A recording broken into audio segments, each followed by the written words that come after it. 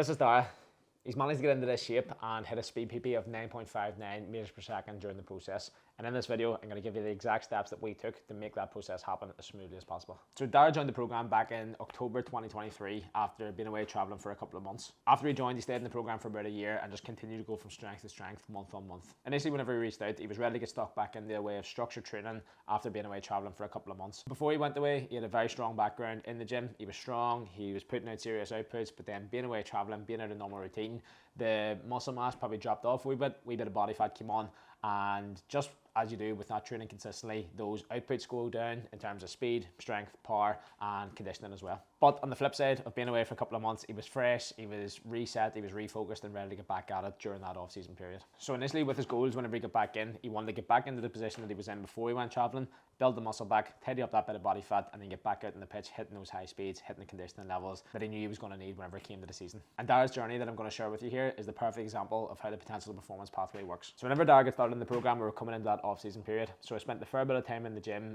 over the winter, focused on 2 to 3 sessions per week. In the gym, we focused on our extensive jumps and plyos, building that tissue tolerance and laying the foundations for more intense work to come, as well as our heavier strength work with a bit higher volume, building that strength, building that size, and more potential to produce force over time. Once we built up that bit of muscle mass again, we started to reduce the volume as we increased the intensity and started working towards more max strength outputs. Throughout that period, we got back onto the pitch as well, and we just went right back to basics. We focused on his movement quality, his sprint technique, and gradually building up the aerobic volume. The class thing about Darragh here was that he understood that there was a process to what we were trying to do.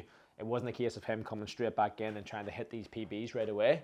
Yes, those short-term wins and quick wins are important to build that momentum and get you into the flow of things, but he understood that the prime time for him to perform was throughout the league and come championship time whenever games actually mattered. So he understood that there was a period of building before a period of peaking. When we were on the pitch then, as I said, we went right back to basics, focusing on our sprint technique, getting our movement quality dialed in, and also building up that aerobic volume. In our speed sessions, we identified that Darragh was pretty backside. So essentially, if you split Darragh's body in half, you'll see that behind his body, his legs were spending a lot of time, and he wasn't getting the knee in front of the body as quick as he could be.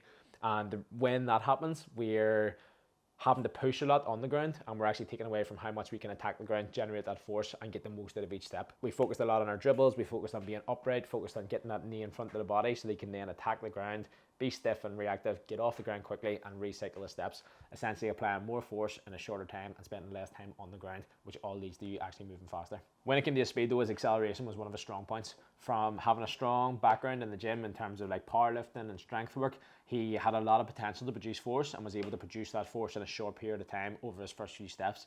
So you see a couple of examples that he was taking 3 to 5 steps and he was probably covering close to 10 meters, which is fucking mad. You see that he has a very long stride length. We focused on keeping the power and explosiveness in each step, but trying to increase the rate of a step as well. So we can have that blend of, we can have really long but slow pushy steps and cover a lot of distance, or we can have really short, fast, choppy steps but not cover as much distance. Essentially, we're trying to find a blend of both. The same when we get up to top speed as well. Long stride length, high frequency. We want to have a mixture of both. We want to apply a good amount of force into the ground at a fast speed and be able to repeat that step and step again. So from his acceleration, we tried to bring that element of speed of switching and keep the same amount of force that he was applying. And then when we got up to top speed, it was a case of speeding up that switching and that turnover of the legs to be able to get the knee in front and attack the ground. When it came to the conditioning side of things, it's that classic term of building the aerobic base.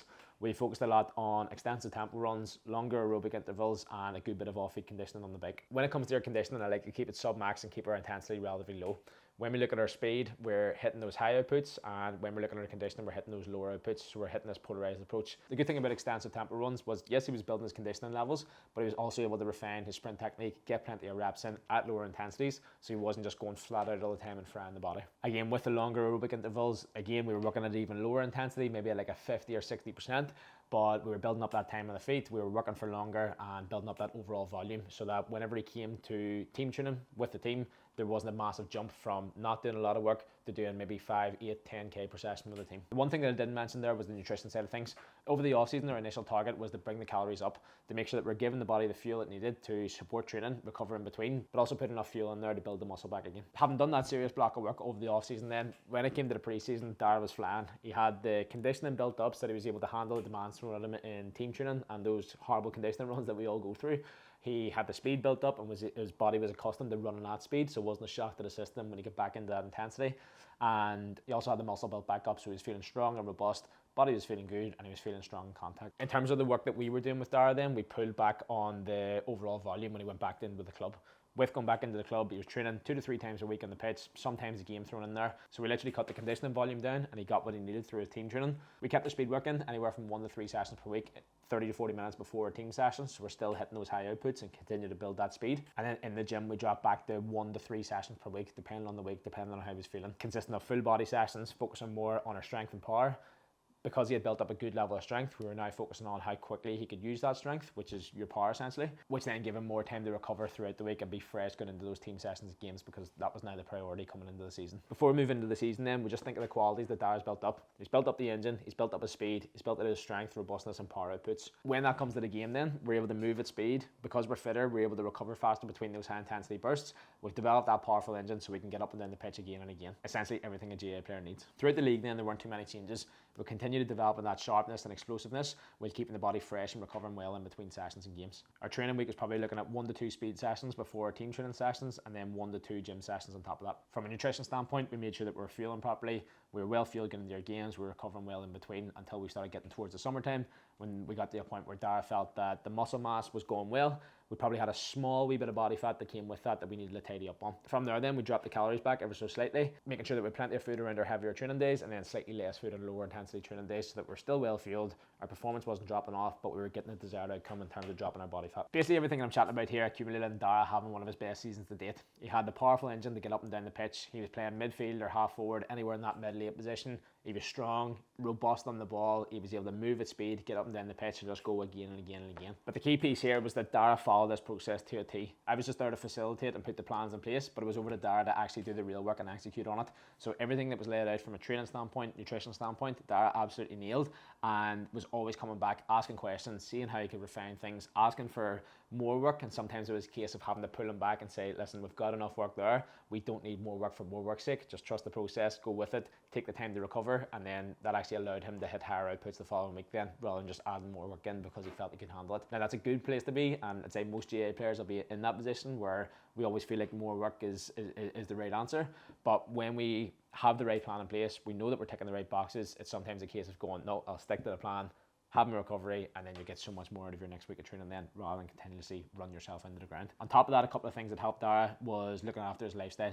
So in terms of his sleep, his nutrition, managing his week, planning his days, managing stress, managing his workload, so that he felt that he had the energy going into each session. He was recovering well in between, he was getting plenty of sleep, he was well rested, and he was actually allowing the adaptations to take place. Managing his drinking sessions as well, like he had a couple of trips away, couple of holidays, couple of big nights out, but he was strategic with where he put them. It wasn't a case of having them every week, it was a case of picking the battles, knowing when to go for it, when to pull back, and having that overall big picture in mind. When we look at Darragh's progress over the last couple of years here, when you follow that potential to performance pathway, the results that come from it are unbelievable. On top of the physical performance benefits that Darragh's got, he's also built his confidence and knowledge around implementing the coaching side of things in terms of improving speed, building conditioning, and actually putting programs together. So Darragh's been through the process, he's lived it, he's seen how everything fits together into the bigger picture, and now he's come away with that confidence and clarity in terms of coaching other players do the exact same thing. Recently, Darragh's just joined the team and become a coach inside the program. No better man to learn from than someone who's been through the process and continues to lead by example day in, day out.